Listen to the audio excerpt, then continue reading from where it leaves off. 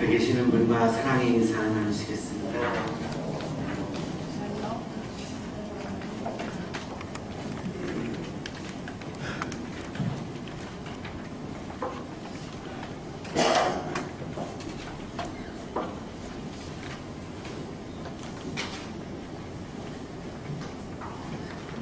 오늘 철학자 하이데거는 메스키리히라고 하는 마을에서 태어났습니다. 성당에서 종을 치는 종직이 하면서 어린 시절을 보내고 그러면서 신부가 하고 싶었습니다. 그래서 프라이버크 대학 신학부에 입학을 합니다. 공부를 하면서 신부가 되고 신부의 길을 걸어가는 것이 너무나 어렵다고 하는 것을 알게 되고 그래서 전공을 신학에서 철학으로 바꿉니다. 그리고 나중에 이제 프라이버크 대학 교수로 학생들에게 철학을 가르치기 시작을 했습니다. 20세기 현실에 대해서 하이데거는 여러 가지 이렇게 규정들을 했습니다. 그 중에 아주 대표적인 그런 규정들을 좀 인용을 하겠습니다.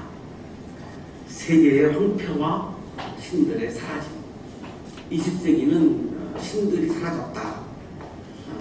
영성이 사라졌다. 우리 인간의 마음에, 현대인들의 마음에 더 이상 종교를 중요하게 여기지 않는다. 거기까지 괜찮은데 그러다 보니까 세계는 황폐화될 수밖에 없다. 종교가 사라지면 결국은 사랑도 사라지기 때문에 세계는 자연스럽게 황폐화될 수밖에 없다. 대지의 파괴, 자연환경이 파괴되었다. 인간의 대중화. 인간은 한 인격, 한 인격이 소중한 것인데 20세기에 와서 이 기계문명이 이렇게 발달하고 하면서 모든 인간이 하나의 기계의 부속품처럼 전락을 해버리고 한 인간이 인격이 중요한 것이 아니라 그냥 덩어리로 이렇게 사람을 대하게 되는 그런 시대를 맞이하게 되었다. 모든 창조적이고 자유로운 것에 대한 증오와 의심이 이미 전 지상에 만연되어 저는 이 규정에 굉장히 공감하는데요. 기계 문명이 발달하니까 결국은 기계의 부속품이 되니까 개성이 있으면 안 되는 거죠. 창조성이 있으면 안 되는 거예요. 그냥 규격화하고 표준화해야 되니까. 그래서 굉장히 창조적인 사람들, 개성이 굉장히 강한 사람들, 굉장히 자유롭게 새로운 세계를 끊임없이 그림을 그리고 이야기하는 사람들에 대해서 굉장히 공격하고 굉장히 이렇게 배척하는 그런 기운들이 우리 주변에 많이 있는 것을 이렇게 느끼게 됩니다. 그러다 보면 결국은 계속 그 문명은 쇠퇴할 수밖에 없기 때문에 이분의 이 지적이 굉장히 마음에 와닿을 수밖에 없습니다. 비관주의라든가 낙관주의와 같은 유치한 범주들은 일찍이 우스운 것이 되고 말았기 때문이다. 이런 상황에서 낙관할 거냐 비관할 거냐 이런 자체로 지금은 무의미해지고 말았다. 그 정도로 세계는 황폐화된 것이 우리들의 세계 현실이다라고 이렇게 진단을 합니다.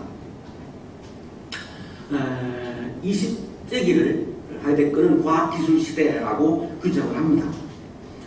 이 과학기술 시대 속에서 인간은 노동하고 소비하는 동물로 전락해버렸고 인간의 정체성, 인격, 그 소중한 한 사람 한 사람의 이 소중한 인격과 정체성은 다 사라져버린 그런 시대를 우리 인간이 힘겹게 살아가고 있다고 하는 거죠. 20세기는 이데올로기 시대였다. 이데올로기의 승리를 위해서 인간들은 무자비하게 동원되고 착취되고 사육되었고 인간의 가치는 이데올로기보다 훨씬 더 소중한 가치인데 이데올로기를 위해서 인간이 희생당하는 이런 주객이 전도되어버린 그런 시대가 20세기라고 주장을 하고 있는 것이죠. 그래서 인간은 20세기의 우리 현대인들은 이런 기술 문명의 시대에 그리고 규격화되어버린 시대, 획일화되어버린 시대 이런 시대 속에서 따뜻한 기반, 고향을 상실해버리고 말았다. 우리가 발을 디디고 살면서 내가 고향에 와 있는 그런 느낌을 갖기가 어려워졌다.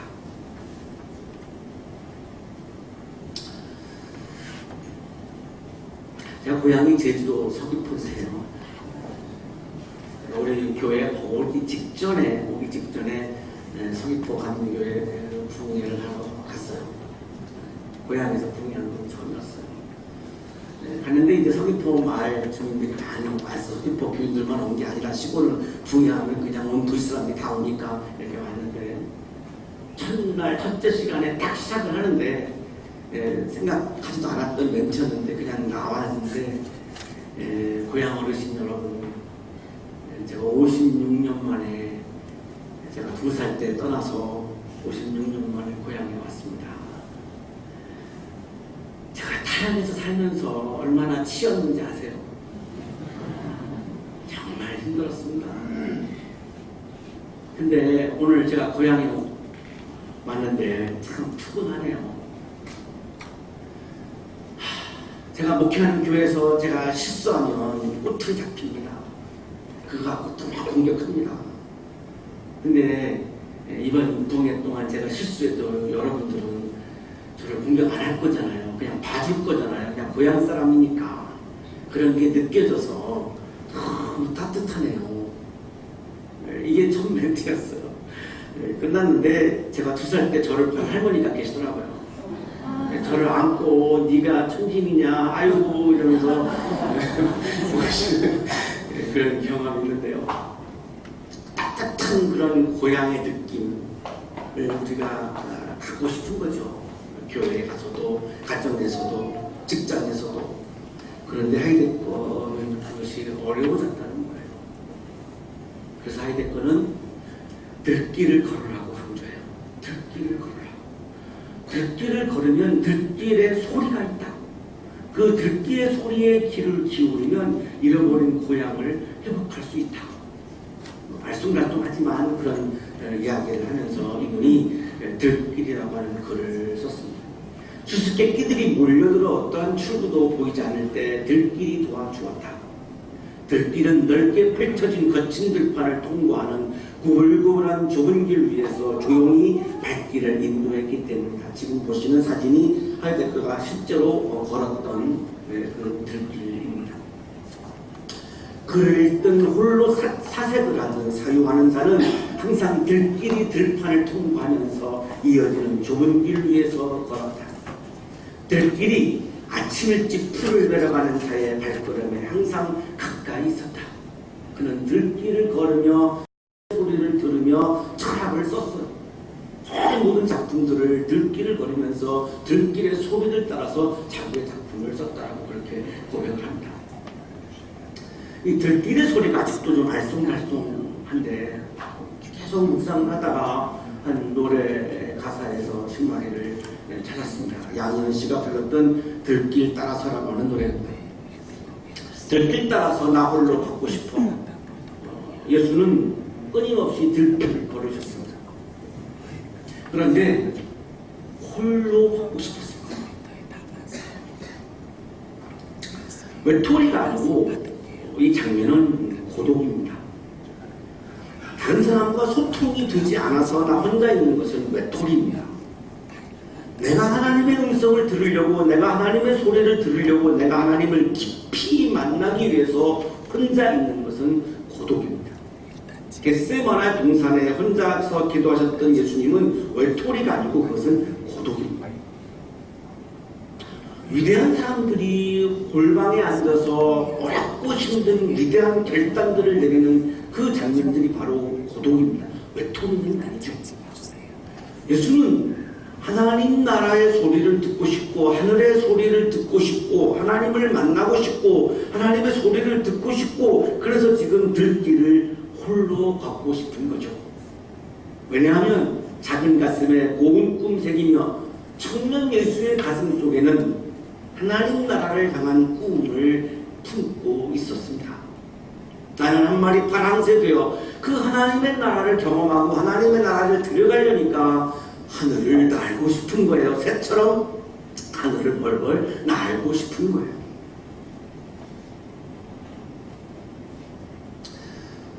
제가 많이 회개하게 된 구절이 맨 마지막 구절입니다. 사랑하는 것은 너의 그림자, 사랑하는 것은 너의 그림자. 예수는 아버지 하나님을 사랑했다고 생각했습니다.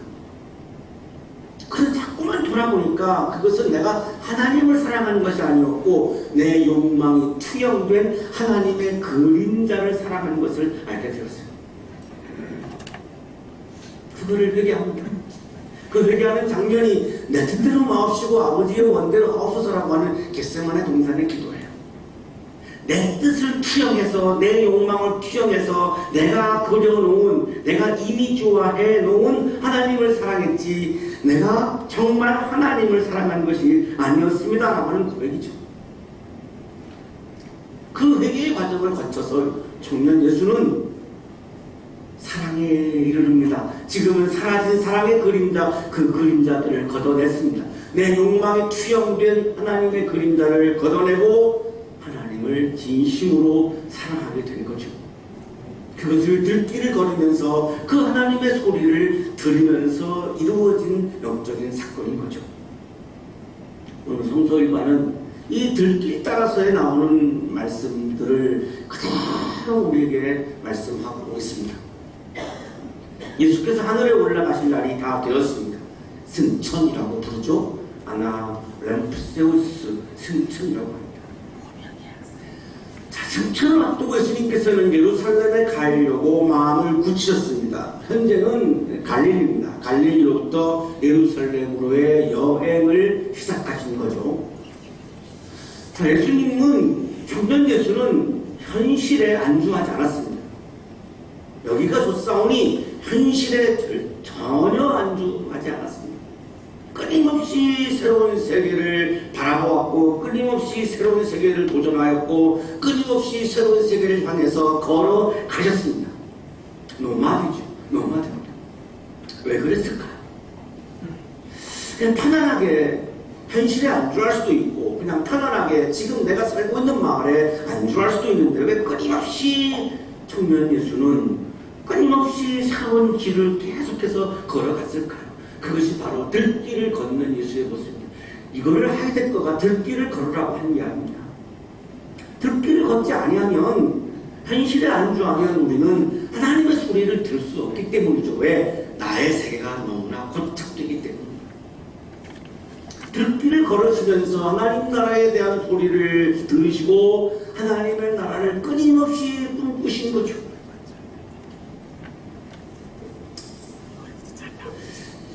힘쓰는 분들을 앞서 보내셨습니다. 그래서 예수님을 이렇게 모셔드리는 첫 마을이 이제 사마리아 마을로 나오는데 지도를 보시면 갈릴리에서 예루살렘으로 갈 때 가장 지름길, 가장 빠른 길이 사마리아를 경유하는 그런 길입니다. 그래서 이제 사마리아에 들어가려고 이제 하신 겁니다.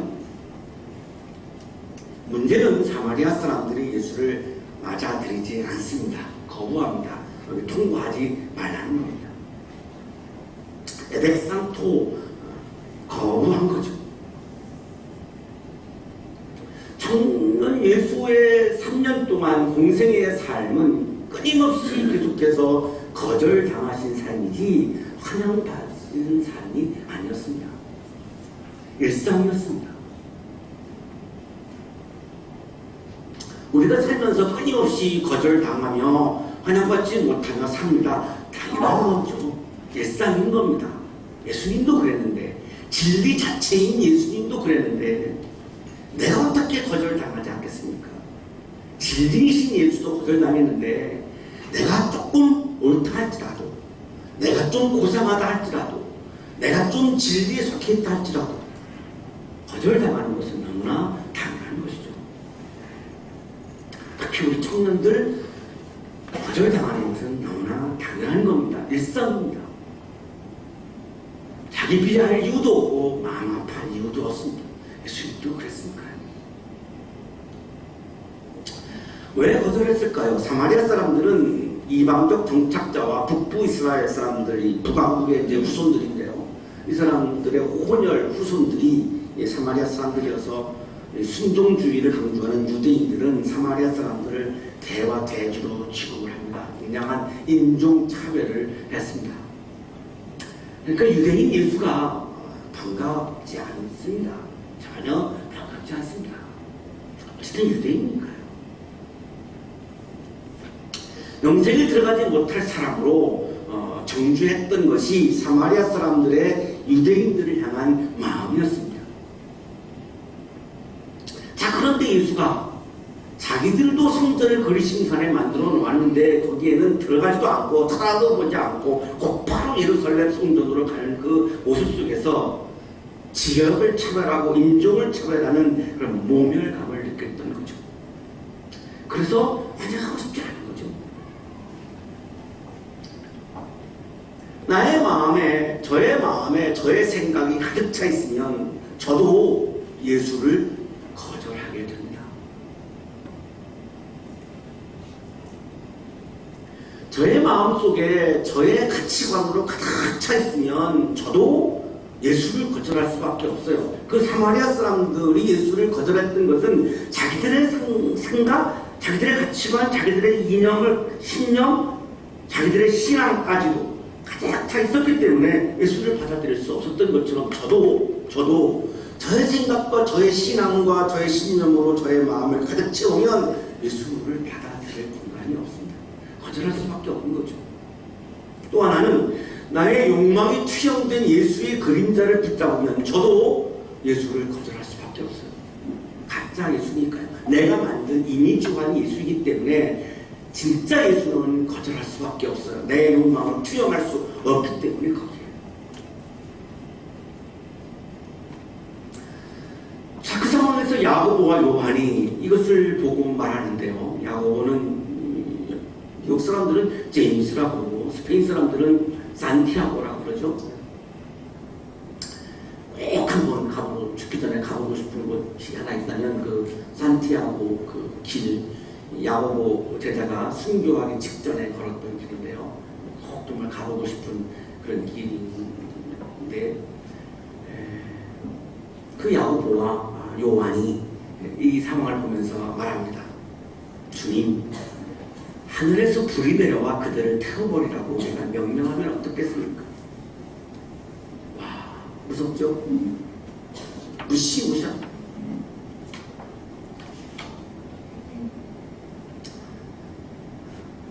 예수를 환영하지 않는, 거절하는 사마리아 사람들을 아예 그냥 불태워서 죽이고 싶다는 거죠. 예수의 제자의 입에서 이런 말이 나왔어요.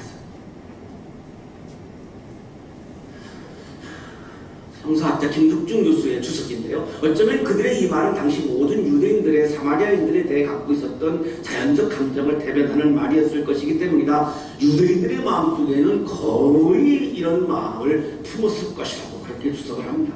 그 정도로 유대인들이 사마리아 사람들을 경멸하고 적개심을 가졌던 건데요. 그 적개심의 표현이 불태워서 없애버리고 싶다는 건데,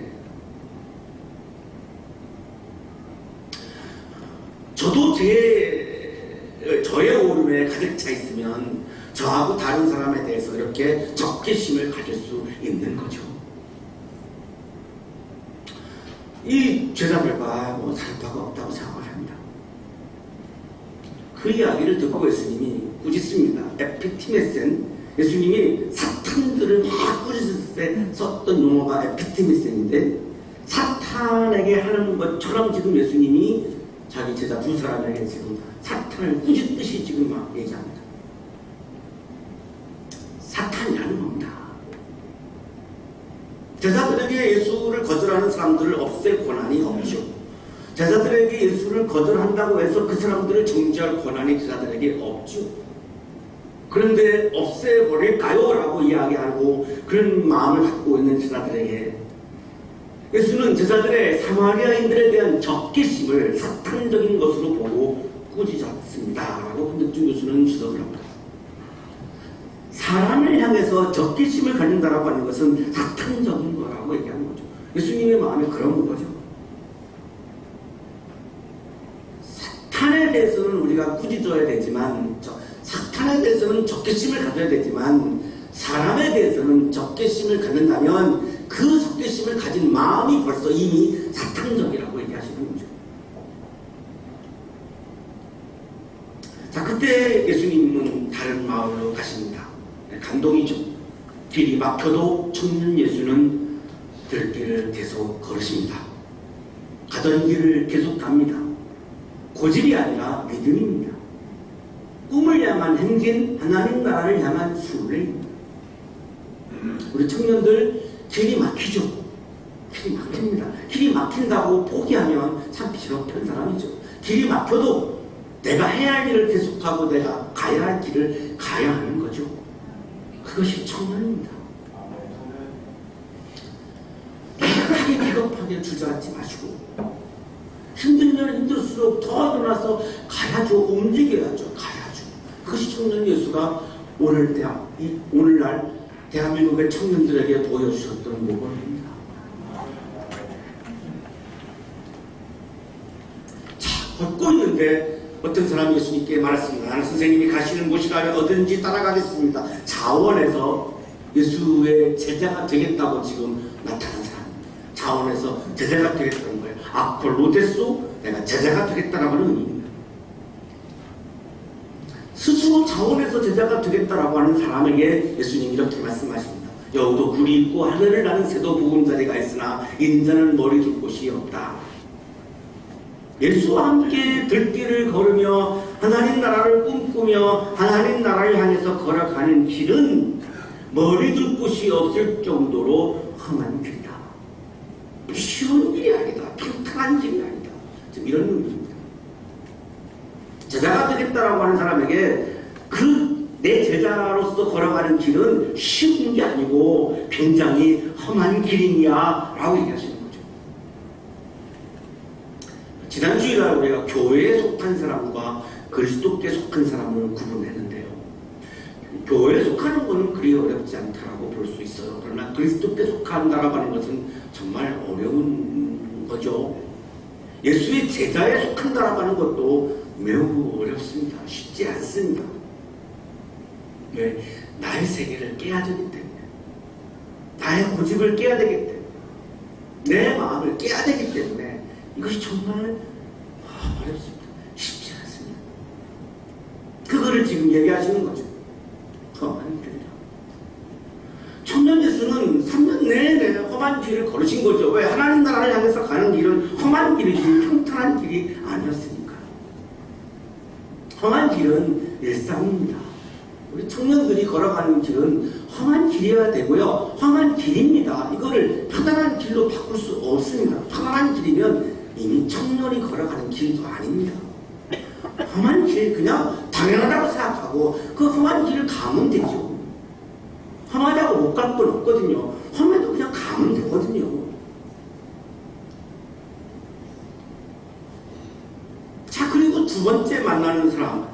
이번에는 예수님이 나를 따라오너라. 예수님이 딱 지명해서 선택하고 부른 제자입니다. 다른 앞에 사람과 다른 사람인데요. 두 번째 사람인데요. 그렇게 따라오너라 하니까 이 사람이 하는 얘기가 아버지의 장례를 치르도록 허락해 주십시오.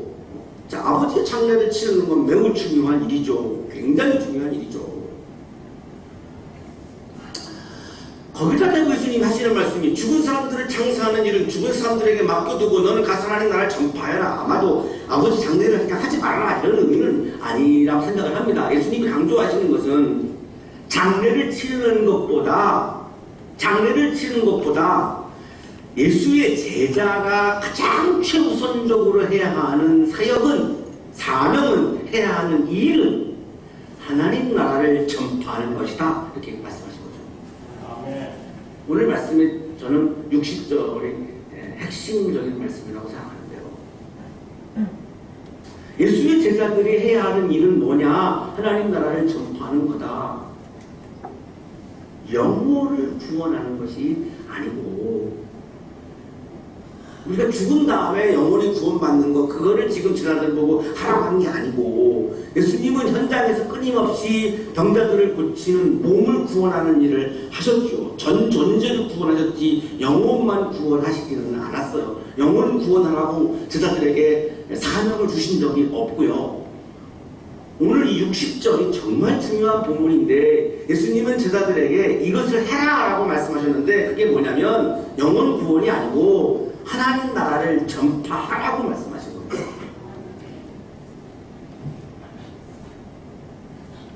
영혼 구원을 하라 그래서 사람들을 교회로 데리고 왔어요. 아, 내가 제자로서 할 일을 다 했다라고 제가 그렇게 생각하는 것은 굉장히 오산인 거죠.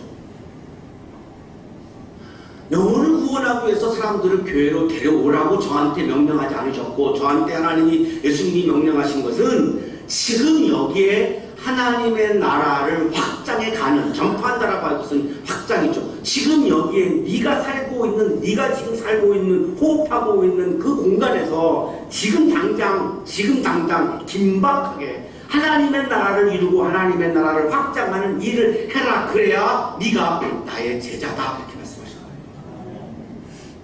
교회 사명이 여기 60절에 분명히 나오고 있습니다.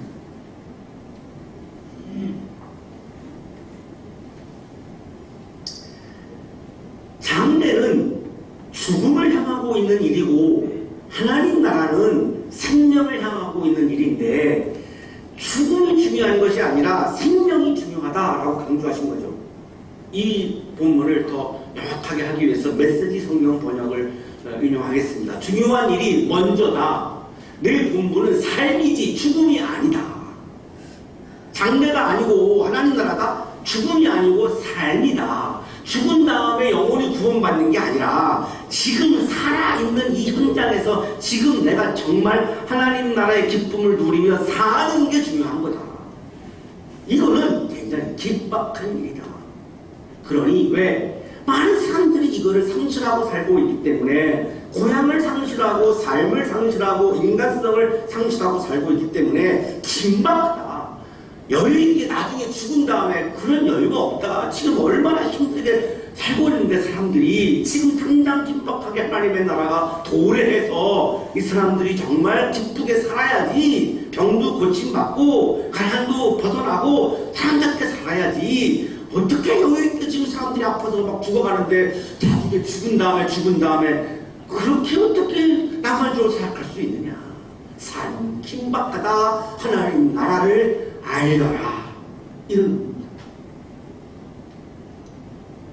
청년 예수는 죽음을 바라보지 않고 생명을 바라보셨고 삶을 바라보셨고 하나님 나라를 바라보셨어요.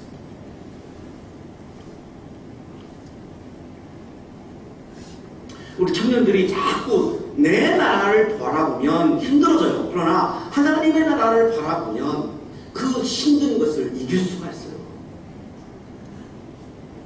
자, 세 번째 사람이 나오는데요. 또 다른 사람이에요. 주님, 내가 주님을 따라가겠습니다. 자, 세 번째 사람도 자발적으로 예수님의 제자가 되겠다라고 하는 사람이죠. 자원한 사람이에요. 이 사람이 예수님에게 먼저 집안 식구들에게 작별 인사를 하게 해주세요. 이렇게 말합니다. 그랬더니 예수님이 그렇게 하면 그건 하나님 나라에 합당하지 않다. 왜? 긴박하니까요. 첫 번째 자원에서 제자가 되겠다라고 하는 사람에게 예수님께서는 제자가 걸어가는 길은 험한 길이야 쉽지 않아 그냥 교회에 속한다고 그냥 그것은 되는 게 아니고 굉장히 험한 길이야 각오해 이렇게 말씀하셨고, 두 번째 예수께서 부르신 제자에게는 장래가 아닌 죽음이 아닌 삶을 바라보아라. 가족의 차원을 벗어나서 하나님 나라를 바라보아라. 하나님 나라를 사랑해라. 이렇게 강조하셨고, 자, 이번에 세 번째 역시 또 자원에서 제자가 된 사람에게 하시는 말씀은 가족들에게 가서 작별하는 거 그거 지금 그럴 시간 없다. 그럴 여유 없다. 지금 긴박하다. 가족 이주의 가족 사랑에서 벗어나서 더 큰 차원의 하나님 나라를 바라보고 하나님 나라를 사랑하고 하나님의 나라를 전파하는 것이 지금 제자의 삶이다. 제가 제 개인의 이기심에 사로잡히면 하나님의 나라를 받아들일 수 없습니다. 제가 제 가족들을 제 가족의 이기주의에 사로잡혀 있으면 예수를 받아들이고 하나님 나라를 받아들일 수 없습니다. 그래서 지금 제자가 되겠다라고 하는 이 세 사람에게서 예수님은 끊임없이 공통적으로 하나님 나라를 전파해라, 하나님 나라를 바라보아라, 하나님 나라를 사랑해라 라고 계속해서 말씀하고 있는 거죠. 김덕준 교수의 주석입니다. 예수의 제자가 되는 일을 너무 쉽게 생각하는 사람들에게 예수님은 경고하고 있다. 교회에 속하는 것은 쉽지만 예수의 제자에 속하는 것, 그리스도께 속하는 일은 쉽지 않습니다.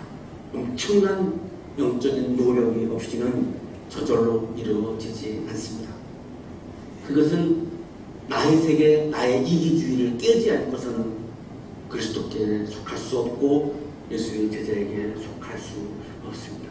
힘들지만 우리가 함께 나의 고집을 깨고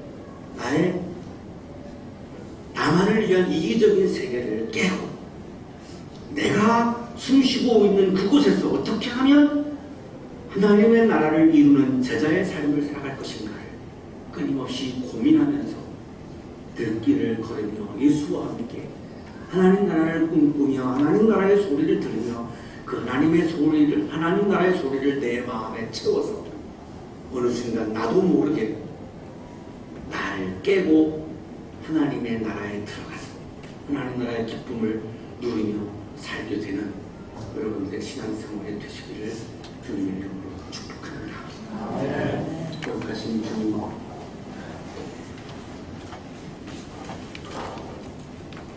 주님과 함께 길을 걸으며 주님이 들려주시는 하나님 나라의 소리를 들으며 내 마음에 있는 이기적인 것을 벗어내고 주님이 주신 하나님 나라의 소리를 가득 채우고 주님과 함께 지금 이 땅에 하나님의 나라를 이루어가는 그리스도의 제자에게 속한 사람이 되게 해 주옵소서. 그래서 주님을 기쁘게 해드리고 우리도 하나님 나라의 기쁨을 충만히 누리는 삶을 살아가게 복 주시옵소서. 예수 그리스도 이름으로 기도하옵나이다. 아멘.